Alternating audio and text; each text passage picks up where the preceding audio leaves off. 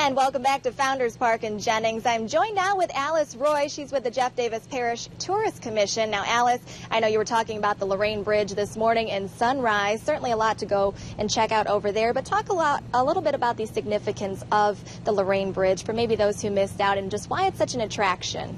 Well, this was very much when it was settled in the agriculture area, and the Lorraine Bridge was the way that the farmers got their produce to market and the way they went from one side of the river to the other if they farmed land on each side of the river. And then they began to bring the cattle herds down from Cameron Parish around Sweet Lake, and they could walk them till the Lorraine Bridge and then cross them over.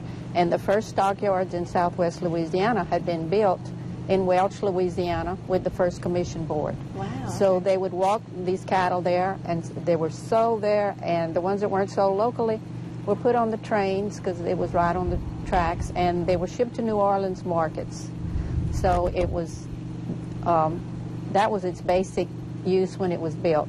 Then that was the first bridge was a drawbridge, and it had to be hauled back and forth across the river when they'd open it by mules. Wow, a lot of work there. Yeah, so in the early 1800s they built the new bridge, and it's the bridge they still use, and they could drive the cattle over and not have to stop to be opening the bridge. When they'd start their herd across, they didn't have to stop.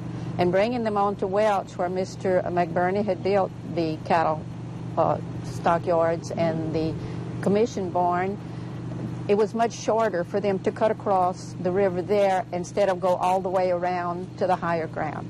So it saved them about 2 to 3 days of herding their cattle to bring them to market. Sure, that helps out. It helped a lot. Well, after World War II, when trucks became available to the farmers, they began to haul their cattle by truck. So the bridge was not used too much except just basically for the farmers get back and forth across the bridge.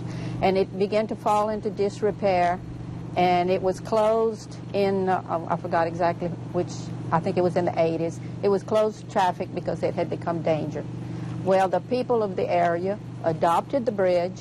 They had all kind of fundraisers, raised the money, and they repaired the bridge, and it was reopened in 2002. Wow. And now it's mostly it's a favorite spot of photographers. History out there. Well, definitely we want the photographers to come check it out as well. Right. Thank you so much for joining us. I know there's so much we can talk about all day long, but we do have to toss it back to Wade and weather. And Wade, I know it's definitely been a little bit cooler out here. Temperatures have dropped.